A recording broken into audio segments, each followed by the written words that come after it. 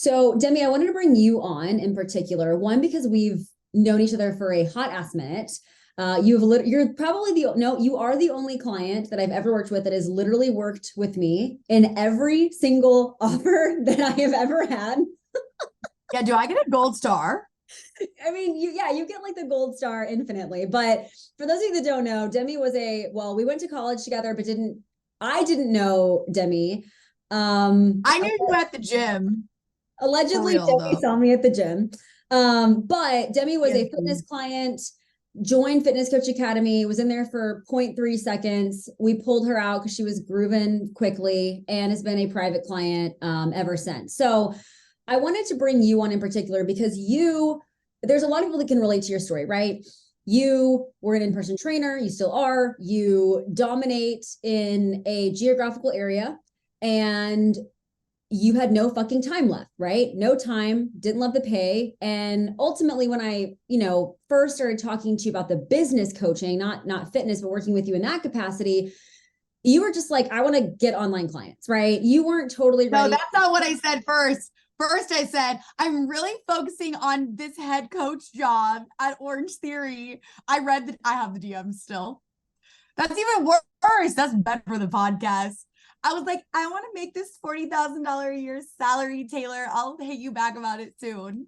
Check my macros. I feel like that was the most short-lived idea though. Like as soon as anything got moving, because I remember whenever we built your application just for like coaching, you had like 80 people fill it out within like the first month or something ungodly. Yeah, it was overwhelming. It was wild. Yeah. So, and Demi had, and we'll dive into all these things, but there was no DM strategy. It was strictly referrals. There was not a certain marketing strategy necessarily. And so within, 2 years, she's built a multi-six-figure business and is now coaching other coaches as well, which we will dive into course creation. But I want you to just take me back.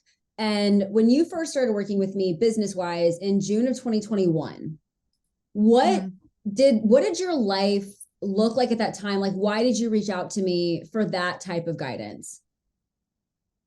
Well, so I've had online coaches in the past, even like before I worked with you, like online fitness coaches. So I knew that the offer was secure, right? I think that a lot of times people look at opportunities in business and they think, oh, like maybe this is right. Or, like no one's going to outdo. Think about like the Stanley Cup. Have you seen them on TikTok recently? Like some girl's car lit on fire and her Stanley like had ice in it still after her car burst into flames. Like you're not going to outdo a Stanley Cup. Now, the difference is with online coaching is that you can always niche into the person that you want to work with and you can do it better or different, or better is like a shitty word. And so I remember thinking, I've worked with all these people and I liked working with you. I knew you had a good business model, but I also respected the fact that you were running a legitimate business. And I thought that a lot of these other online coaches weren't. So I thought to myself, I'm a legitimate business person. I have business acumen. I'm a strategist. I'm really fucking good at anything that I do, to be honest. So I'm just going to do this really good. And the only person I trusted, which is the key word there, trusted to do it was you. And the fact that I already knew what the inside of your business looked like. And so I knew that it was pretty solid. And I thought to myself, well, if she can do this for herself, I don't see why she couldn't do it for me.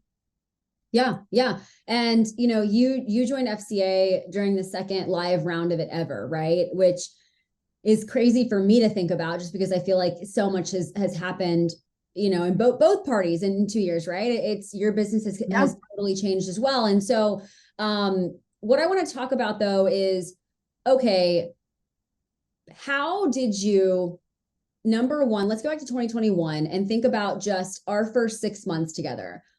What did we do in that time frame that specifically helped you build a solid roster to just give you the confidence that you could start letting a few in-person clients start to drop?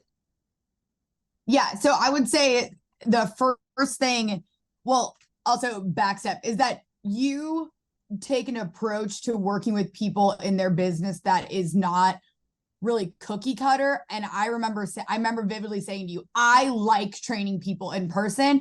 I'm going to have these high ticket people. I'm going to still work with them, but I only want to have, I don't know, 10, 15 hours a week maximum in-person coaching. And you were receptive to that, but I knew in the background, you were probably like making notes in your head, like this girl really doesn't want to be doing this. She's having scarcity mindset, which was like totally the case. So I remember, like, numerically speaking, I did $97,000 in quarter 3 and 4 that year. Like the first, and some of it was in person, some of it was, whatever. But if you look at my Stripe, like that's what it says. And one of the things that we did was add systems to payments so that I wasn't chasing down people's payments. I have a very strong memory. And so I was always good at like an invoice here, a Venmo here, or a PayPal here. And I would always get them done and I would always get the money. But when you're wasting mental energy on busy work, you're not really showing up for your clients. So that was really helpful, number one. And then I would say number two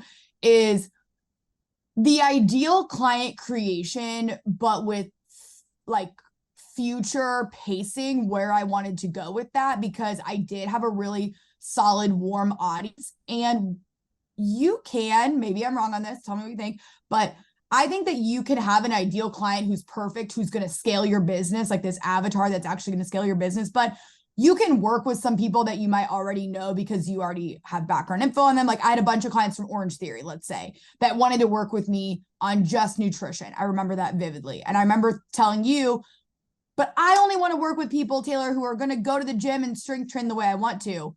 And you're like, yeah, but like, can you help these people? And I'm like, yeah, I can help them. And I remember that we took a really strategic approach to like, all right, well, their client lifetime value, we probably didn't use that word back then, but right there, retention is probably going to be shorter. Teach them nutrition, get them out the door. And then we were forward pacing, like who would actually scale my business, which was super important. Instead of, and the overall takeaway, I'm probably being a little tucking in tangents right now, speaking in tongues, but the idea of I can work with whoever I want to work with, and it has nothing to do with my hyper-local area. It has nothing to do with if my neighbor would pay for online coaching, if someone down the street would pay for online coaching. It's you can work with whoever you want to, wherever in the world, as long as you're willing to go for it and be online. So that was super helpful. You were somebody that I knew then, and you didn't travel as much at that point because you were so tied to the gym, but I know that was important to you, right? Like travel is very important to you. Location freedom is very important to you. And so the life you were living didn't make sense. It didn't match that, right? And to this day, like, you still, of course, have clients, but you and I are working actively to eventually just keep like chopping away at that, right? And so when you show things like your Google Calendar that have no white space on them, and now you're creating white space to work on business, like those are major wins. And I think a lot of trainers listening to this need to understand that I never once told you, F the in-person clients, we're going all online. Like there has to be strategy and steps for sure. So now I want to go into year 2. I want to go into year 2022, because to me, this was the hardest year of your business. Mentally. Yeah. Right. I think that this was a really challenging year, and intentionally that's when I said, okay, what is the $1 million idea? Right. We have been extremely transactional. You are a hustler. I will say that your hustle is very different now, and I'll go into that when we talk about 2023, but you've always loved being that source of reason and guidance for other trainers, right? Like I know that you have some buy-in in the gym you're at now, like they're ties. Like there's no doubt that you can help others grow, but it wasn't the focus. You weren't like, I want to be a business coach in 3 years, Taeler, right? That's not how that started. However, we needed that $1 million idea. And that's an idea that I only talk about when I see that somebody has 7-figure potential. And I've told you this for quite some time. And I remember not resistance towards the idea, but resistance towards the slow down to speed up. Yeah. And the idea that like, I mean, guys, if you're listening to this and you're an in-person trainer, you get it. I'll be straight up. My in-person offer, I have 2 of them. You can either do 1 time a week plus online, or 2 times a week and online. And 1 time a week is like $1,000 a month, and 2 times a week is like $1,500 a month. So you tell me why you'd want to be giving up that money, right? I get it. And it was consistent. I retained, what is it, my retention, like 3+ years for personal training. So it was hard for me to think that I wanted to give that up. But also, can I be really honest? I think one of the reasons that I was resistant to it is that a lot of trainers in my area play really small. They would see me like crushing it in online coaching and they'd be like, I could never do that. So again, that hyper local situation was kind of limiting maybe my vision or my drive to really want to do it, because I thought, well, if these jabronis are like honestly fucking stupid then about what their potential is, how am I gonna ever be able to help people? And then I remembered one interaction that I had with someone at an Orange Theory, and I was sitting there. For those of you, background on me, I was essentially like a regional for Orange Theory, which is where you are in charge of like recruiting, hiring, and training all of the instructors for a specific locality. And I was not actually the regional, but like that's the job I was doing. And I was training all these instructors, and I remember I'd ask them what they wanted to do, and a lot of them would say, oh, well, this is kind of a stepping stone for me. And if I was really drinking the Kool-Aid, I would have been pissed off by that. But I remember thinking, I'm going to write that down because I want to help them someday. I'm going to write that down. Like, I want to remember who these people are, because that's an entry-level job. And so asking myself to slow down, to speed up, was really this idea of why am I doing it? Please help me figure out why I'm doing this. I can feel it, like when you feel something's wrong or something's about to bust inside of you, but you need a little bit of the outside perspective to pull you through it. So that's my long answer to your question. I remember in 2022, we already knew that you were going to create some kind of a course for trainers, right? We started developing the curriculum for what is now becoming Savage, right? And helping these trainers build their businesses online and secure, a 6-figure foundation, essentially, right? And I remember the course build out always felt fine. But what was really challenging, I think, for you in 2022, when I say slow down and speed up, it wasn't even like the vision. It was like, you were not in the DMs, right? Like, you had built a 6-figure business without really DMing people, right? Because you had such a great following in the area. I know you were like responding to stuff, but if I were to ask you for your DM strategy in 2022, like, I know there was not an exact one. There was not a. Oh, I can tell you what it was. I have it written down. Pulled up my notes. I was like, oh, she's going to love this. I would do story interactions, and I would say, now accepting new clients, which is that is like a hallmark of my content strategy, to shit on people. And aside from that, at the end of my classes, no matter what gym I was working at, people would come up to me and ask about nutrition. And I knew that nowhere that I was working had nutrition. So I would post content about nutrition and just ask people, what's for lunch today? Or I would post about dry scooping pre-workout, and the people who reacted to that, I would ask them what they actually do pre-workout, because we know this is a bad strategy. That was all I had. I had this little subset of asking people about, like, essentially what it was, like me making fun of my own non-ability to cook, and which has always been my content pillar.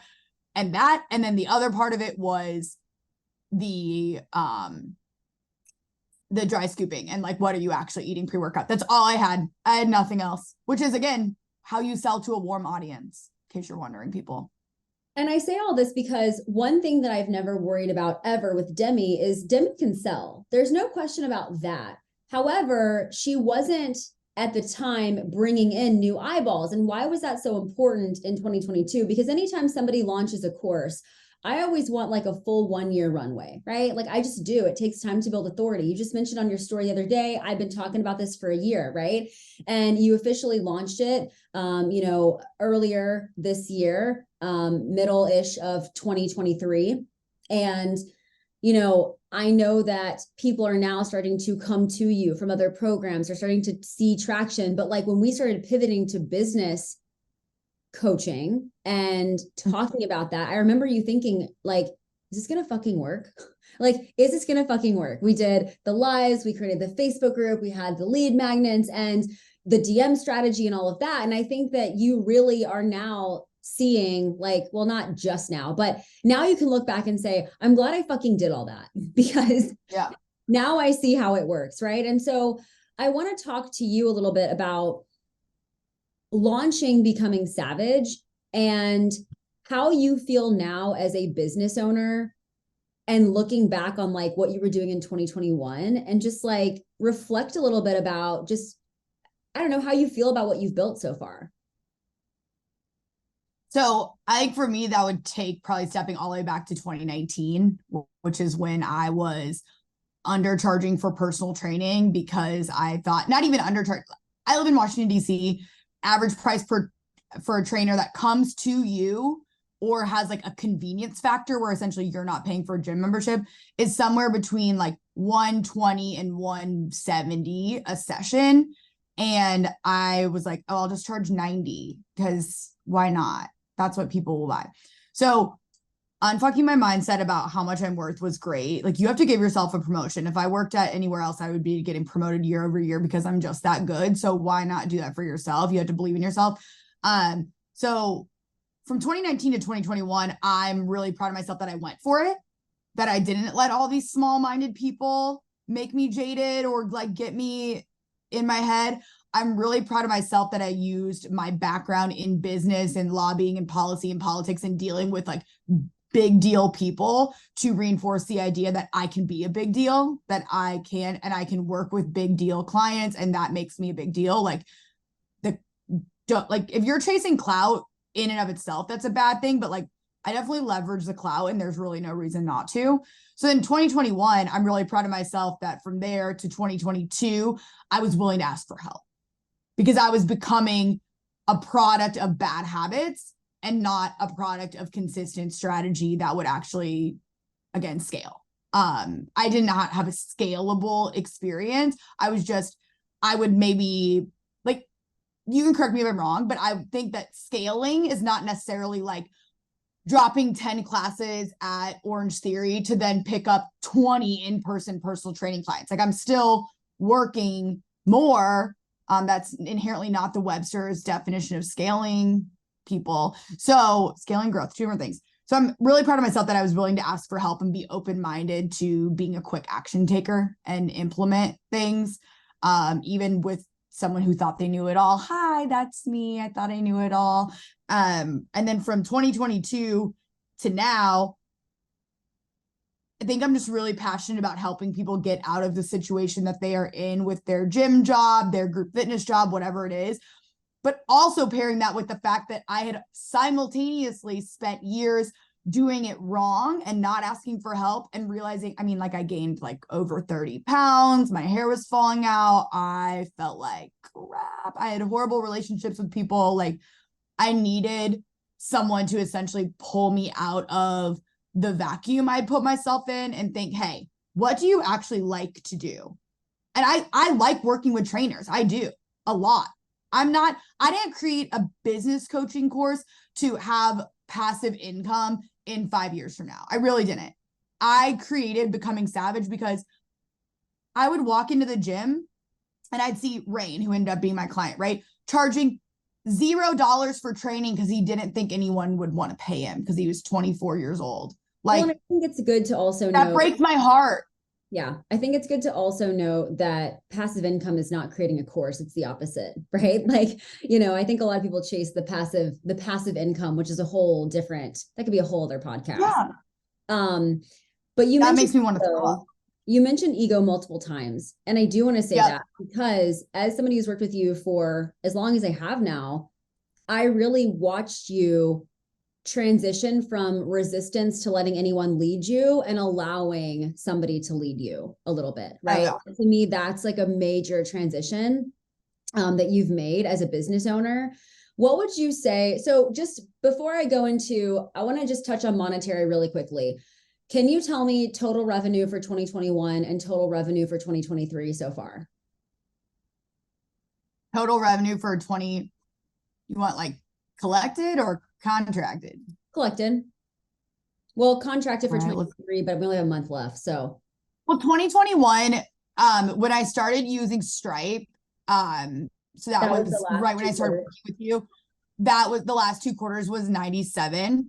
Okay. Now, before that, for clarity for all of y'all, I was doing like Venmo stuff. My tax thing would probably say like 167 or 175.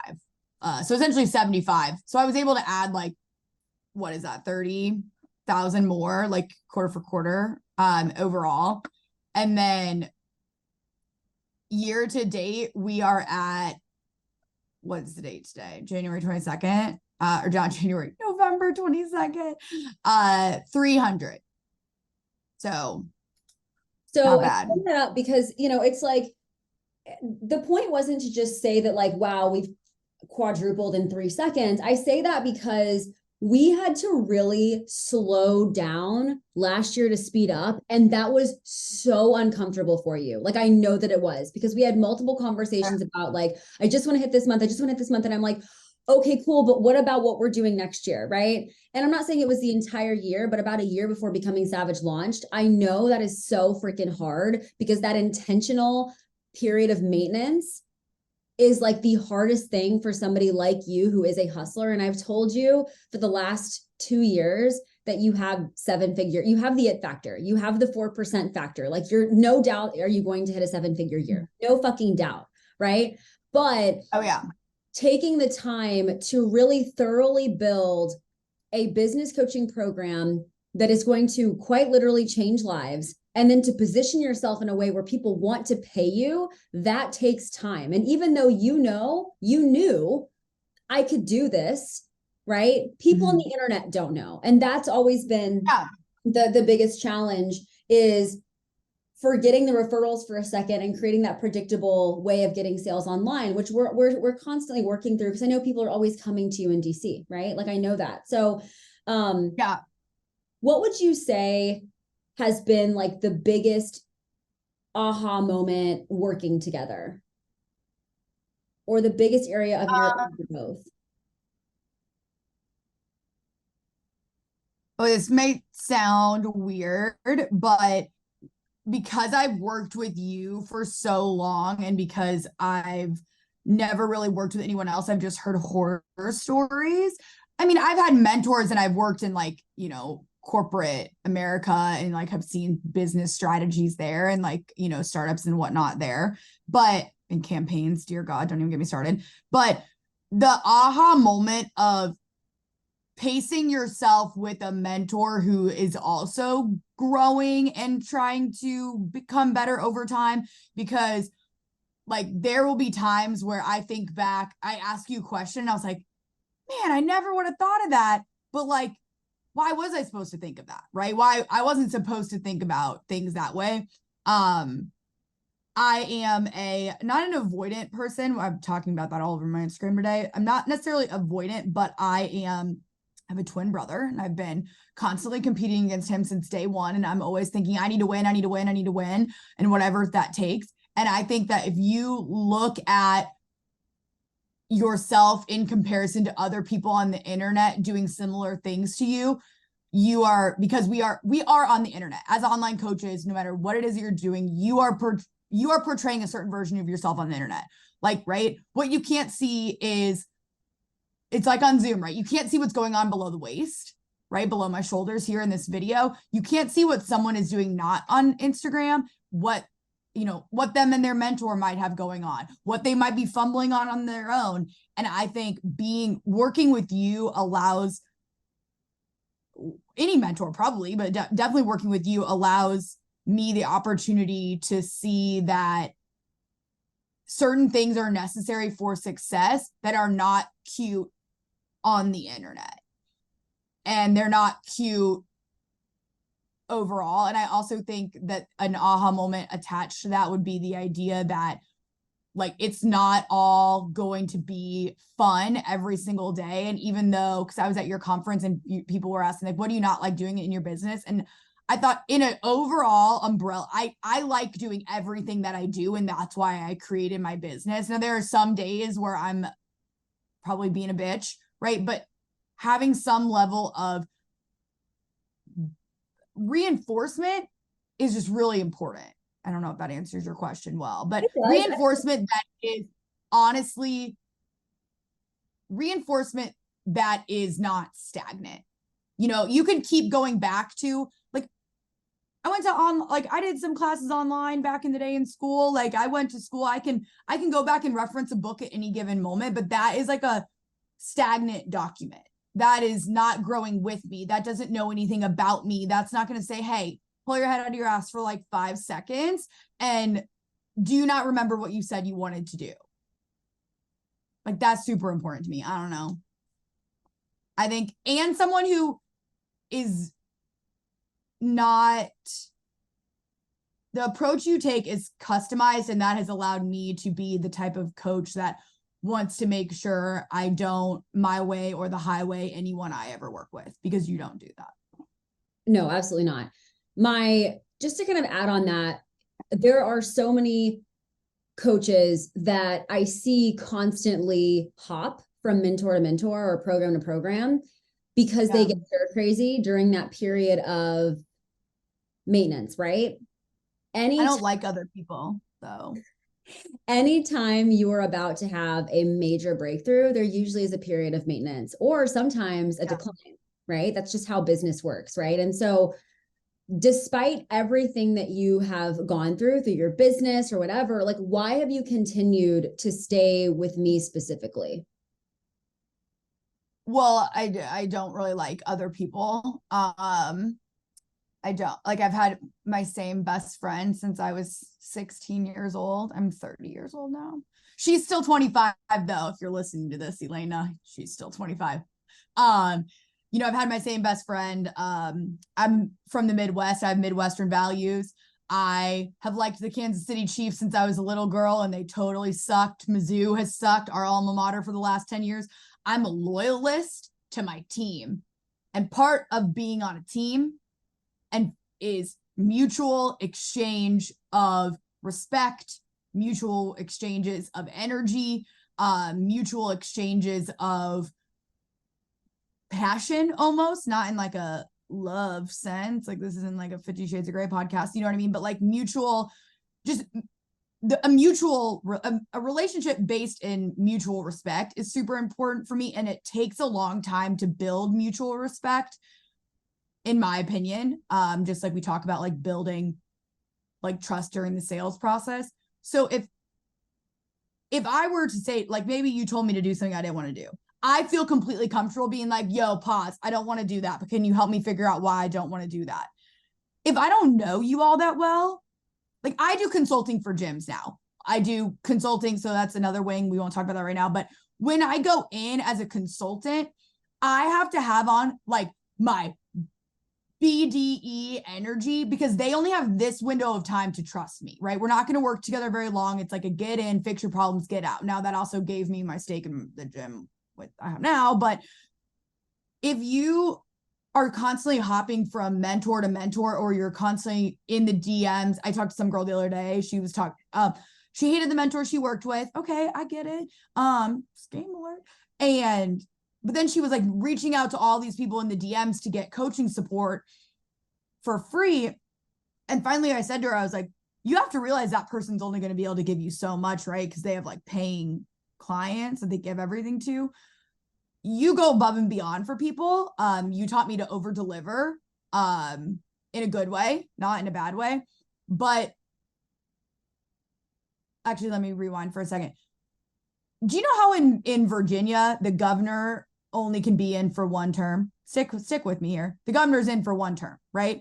So that means the moment that governor gets elected, they are then running for the next thing, or they're trying to find a new job. Maybe they want to go be the CEO at Boeing, or they want to go sit on the board of directors at Airbus, or they want to, you know, whatever. Once they become the governor,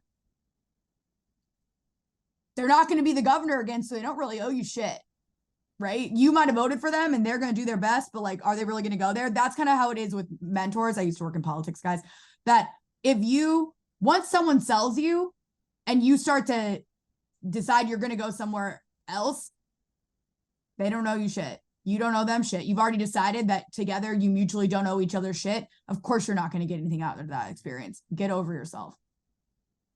I think that a lot of people just really don't understand the amount of grit and resiliency that is truly required to build a business. And, you know, again, this is not me saying work with your mentor forever, but it is me saying that if my mentor decided that he was only going to do 3-year contracts, I wouldn't flinch before I signed it. Right. And I know that's a bold statement, but ultimately, once you have the confidence that that person knows you in and out, knows how you operate in and out, knows your baggage in and out, then to me, it's a no-brainer to just continue moving until there is something that maybe isn't working. But what I've found over time is it's not finding a new mentor. And granted, I've had my share of mentors that did not help me as well. So we've all had that experience in some form or fashion, but ultimately, you only get the kind of wins that Demi experiences when you've had the same people for long enough to get that kind of result. If Demi would have hired a new mentor every 6 months, the last 3 months, I'm not saying that I don't know if you would have built Becoming Savage. I don't know if it would be what it is today. Do I think that you wouldn't be successful? No, because that's how you are as a person. You have the drive to make shit work, but I think it would have been significantly messier. And I don't know if it would have been what it is today. Right. Yeah, I agree. And I think that it's also the fact of you ever go on a bunch of first dates? Actually, I know it's about you, not really. Do you like if you like there's only so many Taeler, she doesn't go on first dates. There's only so many times you can tell someone like your favorite color until you're pretty much done telling someone your favorite color and you're ready to like keep moving from there. Now, let's say you worked with a mentor, you hated them. You didn't like them, right? And but you were a really good documenter, right? You were documenting everything you were doing. You had all your notes, you had all your KPIs.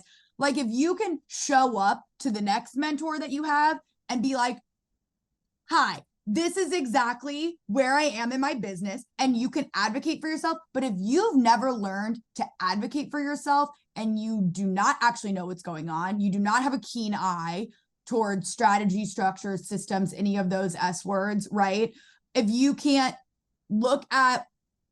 yourself look at it and say, here's my hole, right? Like, here's this hole, I'm not doing, these are the problems I have. Then like, you probably didn't learn how to work with a mentor to begin with. Like you should be able to say like, hi, this is my problem. One of my clients today said like, someone was like, I need help planning my content. And one of my other clients literally said, she's given us all the tools. This is on us. I was like, damn, that girl got you guys.